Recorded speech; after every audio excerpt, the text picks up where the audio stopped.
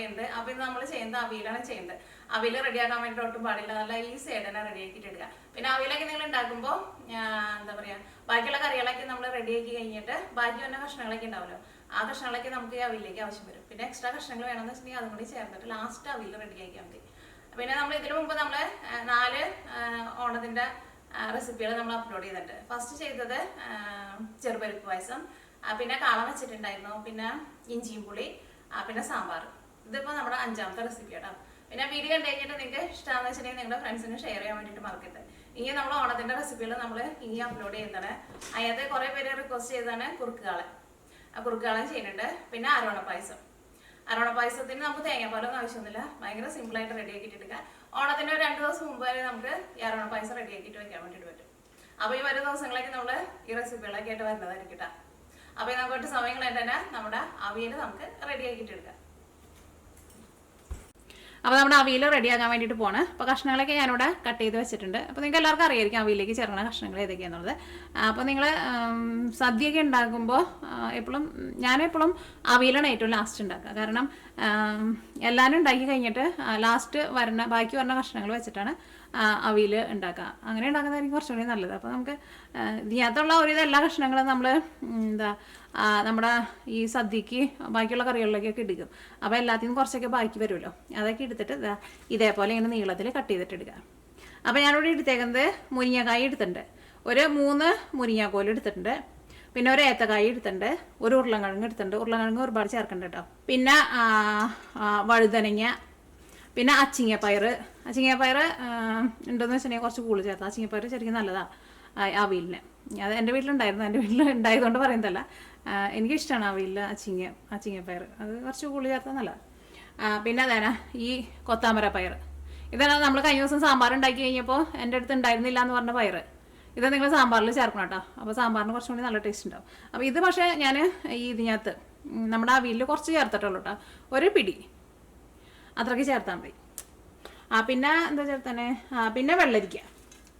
അപ്പോൾ ഇത്രയ്ക്ക് സാധനങ്ങളാണ് നമ്മൾ, ക്യാരറ്റ് പറഞ്ഞില്ലേ. അപ്പോൾ ഇത്രയ്ക്ക് കഷ്ണങ്ങളൊക്കെയാണ് നമ്മൾ ചേർത്തേക്കുന്നത്. പിന്നെ ചേന ഉണ്ടെന്ന് വെച്ചിട്ടുണ്ടെങ്കിൽ ചേന ചേർക്കണം കേട്ടോ. ചേന ഞങ്ങൾക്ക് ഇവിടെ കടയിൽ സാധാരണ കിട്ടാറില്ല. അപ്പോൾ അതുകൊണ്ട് പിന്നെ ഫ്രോസൺ ചേന കിട്ടും, പക്ഷേ അത് ചിലപ്പോൾ ഇട്ടുണ്ടെങ്കിൽ ചിലപ്പോൾ വേവില്ല. നോക്കിക്കേ, ഇത്രയ്ക്ക് കഷ്ണങ്ങളാണ് നമ്മൾ അവിയൽ വയ്ക്കാൻ വേണ്ടിയിട്ട് എടുത്തേക്കുന്നത്. പിന്നെ നോക്കിയാൽ മുരിങ്ങക്കായ ഞാനിവിടെ ഒന്ന് പൊളിച്ചിട്ടാണ് ഇട്ടേക്കുന്നത്.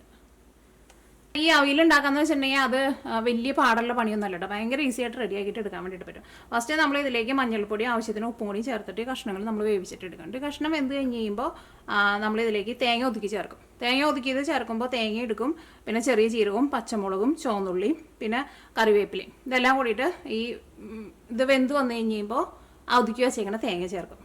അത് കഴിഞ്ഞിട്ട് നമ്മളെല്ലാം കൂടിയിട്ട് മിക്സ് ചെയ്തിട്ട് ഒന്ന് മൂടി വയ്ക്കും. അത് കഴിഞ്ഞിട്ട് ലാസ്റ്റ് നമ്മൾ ഇതിലേക്ക് പുളിക്ക് വേണ്ടിയിട്ട് തൈര് ചേർക്കും, പിന്നെ ലാസ്റ്റ് പച്ച വെളിച്ചെണ്ണ ചേർക്കും. അത്രയേ ഉള്ളൂ നമ്മുടെ അവിയൽ എന്ന് പറഞ്ഞിട്ടുണ്ടെങ്കിൽ. അപ്പോൾ ഇത്രയ്ക്ക് കഷ്ണങ്ങളാണ് നമ്മൾ എടുത്തേക്കുന്നത്. അതിന് ഇപ്പോൾ അവിയലൊക്കെ ഉണ്ടാക്കുമ്പോൾ നമ്മൾ കറക്റ്റ് ഇത്രയ്ക്ക് കഷ്ണങ്ങൾ തന്നെ വേണമെന്ന് നിർബന്ധമൊന്നും ഇല്ല. അത് ഒരു ഇച്ചിരി കൂടിയാലൊന്നും കുഴപ്പമില്ല. പക്ഷെ തേങ്ങ നന്നായിട്ട് ചേർക്കണം, അപ്പോഴായിരിക്കും അവിയലിന് നല്ല ടേസ്റ്റ് ഉണ്ടാവുക.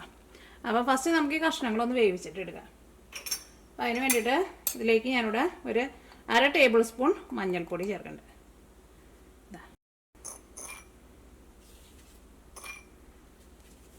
ഉപ്പൊക്കെ ഫസ്റ്റ് തന്നെ കുറേ ചേർക്കണ്ട, കാരണം ഇതിപ്പോൾ കഷ്ണങ്ങൾ നമുക്ക് കുറേ ഉള്ള പോലെ തോന്നും. ഇത് വെന്ത് കഴിഞ്ഞ് കഴിയുമ്പോൾ ഇത് നന്നായിട്ടൊന്നും ഇരിക്കില്ല, അപ്പോൾ അത്രയ്ക്കൊന്നും ഉണ്ടാവില്ല. ഇതിലേക്ക് ഒരു 1/2 ടേബിൾ സ്പൂൺ വെളിച്ചെണ്ണയും ചേർക്കാം. വെളിച്ചെണ്ണ ചേർത്തില്ലെങ്കിൽ കുഴപ്പമില്ല, പക്ഷേ വെളിച്ചെണ്ണ കൂടി ചേർത്തിട്ടുണ്ടെങ്കിൽ കഷ്ണങ്ങളൊക്കെ വെന്ത് വരുമ്പോൾ ഈ വെളിച്ചെണ്ണയുടെയൊക്കെ നല്ലൊരു മണമൊക്കെ ഉണ്ടാവും. കുറച്ച് കറിവേപ്പിലയും ചേർക്കാം. ഇനി നമുക്ക് തീ ഓണാക്കാം. ഈ കഷ്ണങ്ങളൊക്കെ നന്നായിട്ടൊന്ന് ചൂടായി കഴിഞ്ഞ് കഴിയുമ്പോൾ പിന്നെ ഒരു മീഡിയം ഫ്ലെയിമിൽ വെച്ചിട്ട് ഈ കഷ്ണങ്ങളൊക്കെ നന്നായിട്ടൊന്ന് വേവിച്ചിട്ട് എടുക്കണം.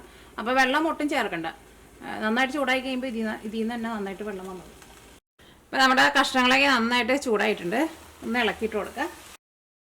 അപ്പോൾ ഈ തേങ്ങ ഒതുക്കി ചേർക്കാൻ വേണ്ടിയിട്ട് നോക്കിയേ, ഞാനിവിടെ ഒരു വലിയൊരു തേങ്ങ എടുത്തിട്ടുണ്ട്. അല്ലെങ്കിൽ നിങ്ങൾ ഫ്രോസൺ തേങ്ങ എന്ന് വെച്ചിട്ടുണ്ടെങ്കിൽ ഒരു പാക്കറ്റ് തേങ്ങ എടുക്കുക. ഇത് ഫ്രോസൺ തേങ്ങ കേട്ടോ. ഇതപ്പോൾ ഒരു പാക്കറ്റ് തേങ്ങയാണ് ഞാൻ എടുത്തേക്കുന്നത്. 400 ഗ്രാമിൻ്റെ പാക്കറ്റായിട്ടാണ് ഞങ്ങൾക്ക് ഇവിടെ വരുന്നത്. അല്ലെങ്കിൽ നിങ്ങൾ ഒരു ഫുള്ളായിട്ടുള്ള ഒരു തേങ്ങ എടുക്കുക. കാരണം അവിയലിൽ അത്യാവശ്യം നന്നായിട്ട് തേങ്ങ വേണം, അപ്പോഴായിരിക്കും നല്ല ടേസ്റ്റ് ഉണ്ടാവുക. പിന്നെ അവിയലിൻ്റെ കഷ്ണങ്ങൾ ഓർത്തിട്ട് നിങ്ങൾ പേടിക്കണ്ട കേട്ടോ, കാരണം കഷ്ണത്തിന് കറക്റ്റ് അളവ് പറഞ്ഞില്ലല്ലോ എന്ന് വിചാരിച്ചിട്ട് പേടിക്കണ്ട, കാരണം അതൊരു ഏകദേശം അളവില്ലാണ്ട് എടുത്താൽ മതി. അപ്പോൾ ഈ തേങ്ങയുടെ കൂടെ ഒതുക്കി ചേർക്കാൻ വേണ്ടിയിട്ട് ഞാനിവിടെ ചുവന്നുള്ളി എടുത്തിട്ടുണ്ട്. അതാ നോക്കിക്കേ, ഒരു 5 ചുവന്നുള്ളി എടുത്തിട്ടുണ്ട്. പിന്നെ എരിവിന് വേണ്ടിയിട്ട് പച്ചമുളക്. അപ്പോൾ ഞാനിവിടെ എടുത്തേക്കുന്നത് കാന്താരി മുളകാണ് എടുത്തേക്കുന്നത്. ഇത് ഞങ്ങളുടെ ഉണ്ടായത് കേട്ടോ. പക്ഷേ ഇതിന് ഈ പച്ച കളറായതുകൊണ്ട് ഇതിന് അത്രയ്ക്ക് അങ്ങോട്ട് മറ്റേ കാന്താരി മുളകിൻ്റെ അത്രയ്ക്കാണ്ട് എരിവില്ല. അപ്പോൾ പച്ചമുളക് നിങ്ങൾ എടുക്കുമ്പോൾ നിങ്ങളുടെ എരിവിനനുസരിച്ചിട്ട് എടുത്തോ. കാരണം ഇപ്പോൾ നിങ്ങൾ എങ്ങനത്തെ മുളക് എടുക്കണമെന്ന് എനിക്കറിയില്ലല്ലോ. അപ്പോൾ സാധനം നമ്മൾ കറിക്ക് ഉപയോഗിക്കുമ്പോൾ നമുക്കറിയാമല്ലോ അതിൻ്റെ ഒരു എരിവ്. അപ്പോൾ അതനുസരിച്ചിട്ട് പച്ചമുളക് എടുക്കുക. പിന്നെ ഇതിലേക്ക് ചെറിയ ജീരകവും വേണം. അപ്പോൾ ഒന്നല്ലെങ്കിൽ നിങ്ങൾക്ക് ഈ ചുവന്നുള്ളിയും ഈ പച്ചമുളകും പിന്നെ ജീരകവും കൂടിയിട്ട് കല്ലുമ്മ വെച്ചിട്ട് ഒന്ന് നന്നായിട്ട് ചതച്ചിട്ട് എടുക്കുക. അപ്പോൾ ഞാനിപ്പോൾ കല്ലുമ്മ വെച്ചിട്ട് ചതക്കണില്ല. ഞാനെപ്പോഴും മിക്സിയുടെ ചെറിയ ചാറിലിട്ടിട്ട് ജസ്റ്റ് ഒന്ന് കറക്കിയിട്ടാണ് എടുക്കാറുള്ളത്. അപ്പോൾ അരിഞ്ഞു പോകാണ്ട് നോക്കിയാൽ മതി. അപ്പോൾ അതൊക്കെ ഒന്ന് കറക്കുക, അപ്പോൾ തന്നെ ഓഫ് ചെയ്യുക. അപ്പോൾ നമുക്ക് നല്ല റെഡിയായിട്ട് കിട്ടും.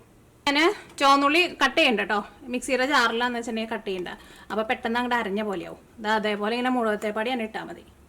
ഇനിയിപ്പോൾ നിങ്ങളുടെ അടുത്ത് ചുവന്നുള്ളി ഇല്ല, അപ്പോൾ ചില സ്ഥലത്തൊന്നും ചുവന്നുള്ളി കിട്ടില്ലല്ലോ. അപ്പോൾ ഞങ്ങൾക്ക് ഇവിടെ ഇരുന്നാലും മിക്കപ്പോഴും ചുവന്നുള്ളി കിട്ടാറില്ല. അപ്പോൾ ചുവന്നുള്ളി ഇല്ലയെന്ന് വെച്ചിട്ടുണ്ടെങ്കിൽ സബോള എടുക്കുക. ഒരു ചെറിയ കഷ്ണം സബോള, ഏകദേശം ഇത്രയ്ക്ക് അളവിൽ എടുക്കുക. എന്നിട്ട് സബോളയുടെ വെള്ളം നന്നായിട്ട് കട്ട് ചെയ്തിട്ട് നന്നായിട്ട് പിഴിഞ്ഞ് വെള്ളം കളയുക. എന്നിട്ട് ഇപ്പോൾ നമ്മൾ ചെയ്യാൻ പോണ പോലെ തന്നെ ചെയ്യാം. ഇതിലേക്ക് നമുക്ക് പച്ചമുളക് ചേർക്കുക. അപ്പോൾ വേണമെന്ന് വെച്ചിട്ടുണ്ടെങ്കിൽ കല്ലുമ്മ, ഇപ്പോൾ നാട്ടിലേക്കാന്ന് വെച്ചിട്ടുണ്ടെങ്കിൽ അരയ്ക്കണ കല്ലുണ്ടല്ലോ, ആ കല്ലുമ്മ വെച്ചിട്ട് ഒതുക്കി ചേർത്താലും കുഴപ്പമില്ല. പക്ഷേ ഇതാകുമ്പോൾ കുറച്ചുകൂടി ഈസിയാണ്. കറക്കാമെന്ന് വെച്ചിട്ടുണ്ടെങ്കിൽ മിക്സി ഒന്ന് ഓണാക്കുക, അപ്പം തന്നെ ഓഫ് ചെയ്യുക. അത്രയ്ക്ക് ആവശ്യമുള്ളൂ കേട്ടോ. അരഞ്ഞു പോകരുത്, പ്രത്യേകം ശ്രദ്ധിക്കുക. അപ്പോൾ ഞാൻ മിക്സി ഓണാക്കാൻ വേണ്ടിയിട്ട് പോവാണ്. അതാ ഇത്രയ്ക്ക് കറക്കിയാൽ മതി കേട്ടോ, അതിൽ കൂടുതലൊട്ടും കറക്കരുത്. അപ്പോൾ അത് നോക്കിക്കേ, നമുക്ക് ശരിക്കും നമ്മൾ ആ ചതച്ചെടുക്കണ പോലെ കിട്ടും.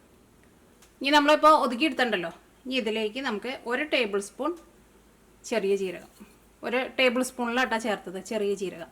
നമ്മുടെ ഈ തേങ്ങ ഉണ്ടല്ലോ, ഈ തേങ്ങയിൽ നിന്ന് 1 പിടി തേങ്ങ കൂടി ചേർക്കുക. എന്നിട്ട് ഒന്നും കൂടി ഒന്ന് കറക്കിയിട്ടെടുക്കുക. ഇത്രയ്ക്ക് ചേർത്താൽ മതി, തേങ്ങ ഫുള്ള് ചേർക്കണ്ട. അപ്പോൾ നമ്മൾ 1 പിടി തേങ്ങയും കൂടിയും ചേർത്തിട്ട് ജസ്റ്റ് ഒന്നും കൂടി ഒന്ന് കറക്കിയെടുത്തിട്ട് ഇനി നമ്മുടെ ഈ തേങ്ങയിലേക്ക് ഞാനൊരു 1/4 ടീസ്പൂൺ മഞ്ഞൾപ്പൊടി ചേർക്കുന്നുണ്ട്. ഒരുപാട് മഞ്ഞൾപ്പൊടി വേണ്ട, ജസ്റ്റ് ഒരു കളറിന് വേണ്ടിയിട്ട്. ഇതിലേക്ക് കുറച്ച് ഉപ്പും ചേർക്കുക. ഉപ്പ് നമ്മൾ കഷ്ണങ്ങളിൽ ഇട്ടിട്ടുണ്ട്, അപ്പോൾ അതനുസരിച്ചിട്ട് ചേർത്താൽ മതിട്ടാ കുറച്ച്. ഇനി ഞാൻ എന്താ ചെയ്യാന്ന് വെച്ചിട്ടുണ്ടെങ്കിൽ ഇതൊന്നല്ലെങ്കിൽ ഇതും ഈ തേങ്ങയും നമുക്ക് കല്ലുമ്മ വെച്ചിട്ട് ഒതുക്കിയിട്ട് എടുക്കുക. മിക്സിയിലിട്ടിട്ട് വേണമെന്ന് വെച്ചിട്ടുണ്ടെങ്കിൽ മിക്സിയിലിട്ടിട്ടും കറക്കിയിട്ട് എടുക്കുക. അപ്പോൾ ചിലപ്പോൾ അതങ്ങനെ ഭയങ്കരമായിട്ട് അങ്ങനെ പൊടിഞ്ഞു പോകും. അപ്പോൾ ഇതാ കൈ കൊണ്ട് നന്നായിട്ടൊന്ന് തിരുമ്മിയിട്ടെടുക്കുക. ഇത് പിന്നെ ഫ്രോസൺ തേങ്ങ ആയതുകൊണ്ട് ഇത് എന്താ പറയുക, ഭയങ്കര ചെറിയ ഇതിനകത്ത് അങ്ങോട്ട് വെച്ചിട്ട് അവർ ചിരണ്ടിയാക്കുന്നത്. അപ്പോൾ ഇത് ഭയങ്കര പൊടിയായിട്ട് ഇരിക്കുന്ന തേങ്ങയാണ്. അപ്പോൾ നമ്മൾ ചിരണ്ടി എടുക്കുന്ന തേങ്ങയാണെങ്കിലും വേണമെന്ന് വെച്ചിട്ടുണ്ടെങ്കിൽ നിങ്ങൾക്ക് കല്ലുമ്മ വെച്ചിട്ട് തേങ്ങ ഒന്ന് ഒതുക്കിയിട്ട് എടുക്കുക. അല്ലെങ്കിൽ മിക്സിയിലിട്ടിട്ട് ജസ്റ്റ് ഒന്ന് കറക്കിയിട്ട് എടുക്കുക. അല്ലെങ്കിൽ ഇതാ കൈ കൊണ്ട് ഇതേപോലെ നന്നായിട്ടൊന്ന് കൈ കൊണ്ട് ഒതുക്കിയിട്ടിടുക. ഇനി നമുക്ക് ഇതിലേക്ക് നമ്മുടെ മിക്സിയിൽ നമ്മൾ റെഡിയാക്കിയിട്ട് വെച്ചല്ലേ അത് ചേർക്കാം. അത് ജീരകം നമ്മൾ ചേർത്തത് ഭയങ്കരമായിട്ട് അങ്ങോട്ട് അറിയില്ല കേട്ടോ, അങ്ങനെ അറിയേണ്ട ആവശ്യമില്ല. അതിനകത്ത് ചെറുതായിട്ട് ഇങ്ങനെ പൊടി പോലെ കിടക്കുന്നുണ്ട്, അങ്ങനെ കിടന്നാൽ മതി.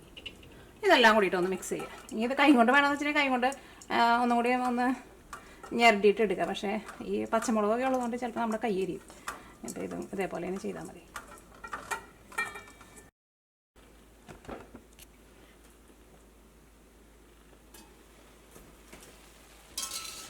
അപ്പോൾ നോക്കിക്കേ, നമ്മുടെ ഇതിനകത്ത് ഈ കഷ്ണങ്ങളൊക്കെ നന്നായിട്ട് വെന്തിട്ടുണ്ട്. ഒട്ടും അങ്ങനെ ഒരുപാട് അങ്ങനെ വെന്ത് കുഴഞ്ഞും പോയിട്ടില്ല. അപ്പോൾ ഒട്ടും വെള്ളം എടുക്കാണ്ട് ചെറിയ തീയിലിട്ടിട്ട് വേവിച്ചിട്ട് എടുക്കുക. ഇടയ്ക്ക് നിങ്ങളൊന്ന് ഇളക്കിയിട്ട് കൊടുക്കണം, അല്ലെങ്കിൽ ചിലപ്പോൾ എങ്ങനെ അടിയിലെങ്ങനെ പിടിക്കും കേട്ടോ. ഒട്ടും വെള്ളം ചേർക്കണ്ട. ഇതിലേക്ക് എന്ത് ചെയ്യണം, നമ്മൾ ഒതുക്കി വെച്ചേക്കണ തേങ്ങ ഉണ്ടല്ലോ, ആ ഒതുക്കി വെച്ചേക്കണ തേങ്ങയാണ് ചേർക്കണത്.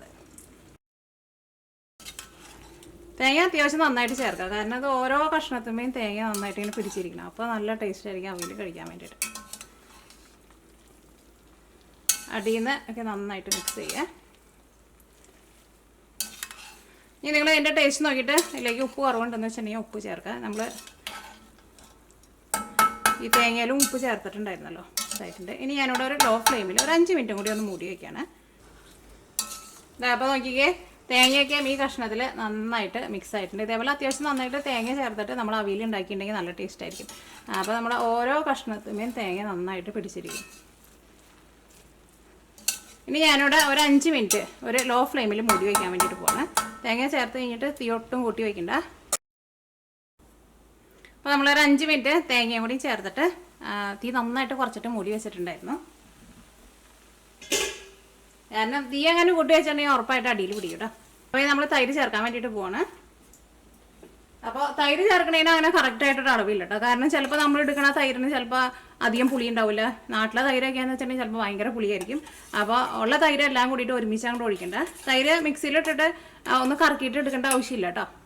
അപ്പോൾ ഞാൻ ഫസ്റ്റ് കുറച്ച് തൈര് ചേർക്കാണ്. എന്നിട്ട് നമ്മൾ മിക്സ് ചെയ്യും. എന്നിട്ട് ടേസ്റ്റ് നോക്കിയിട്ട് പുളി വേണമെന്ന് വെച്ചിട്ടുണ്ടെങ്കിൽ അതനുസരിച്ചിട്ട് നമ്മൾ തൈര് ചേർത്ത് കൊടുക്കും.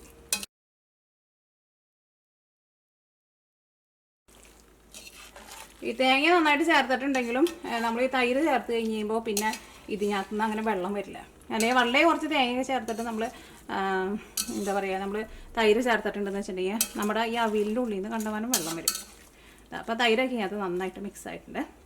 ടേസ്റ്റ് നോട്ടെ. ഉപ്പൊക്കെ നല്ല കറക്റ്റ് പാകമായിട്ടുണ്ട്. അത്യാവശ്യം നല്ല എരിവുണ്ട് കേട്ടോ കാന്താരി മുളകിൻ്റെ. ഇനി ഞാനിവിടെ തീ ഓഫ് ചെയ്യണം. ഇനി നമ്മുടെ അവിയലിലേക്ക് മെയിനായിട്ട് ചേർക്കേണ്ട സാധനം നിങ്ങൾക്ക് എല്ലാവർക്കും അറിയായിരിക്കും, വെളിച്ചെണ്ണ. ഇവിടെ വെളിച്ചെണ്ണ ചേർക്കാണ്. അപ്പോൾ ഞങ്ങളിവിടെ വെളിച്ചെണ്ണ ഒന്ന് കട്ട പിടിച്ചിട്ടുണ്ട് കേട്ടോ. ഇത് ഇവിടുത്തെ വെളിച്ചെണ്ണയാണ്, നാട്ടിലെ വെളിച്ചെണ്ണയല്ല. പക്ഷെ നല്ല വെളിച്ചെണ്ണയാണ്, നല്ല മണമുള്ള നല്ല വെളിച്ചെണ്ണ. അപ്പോൾ ഇത് കട്ട പിടിച്ചിരിക്കുകയാണ്. പക്ഷേ ചൂടോട് കൂടിയിട്ട് നമ്മുടെ അവിയലിരിക്കുകയാണല്ലോ. അപ്പോൾ അത് ഇട്ട വഴിക്കാനായിട്ട് മെൽറ്റായിക്കോളും.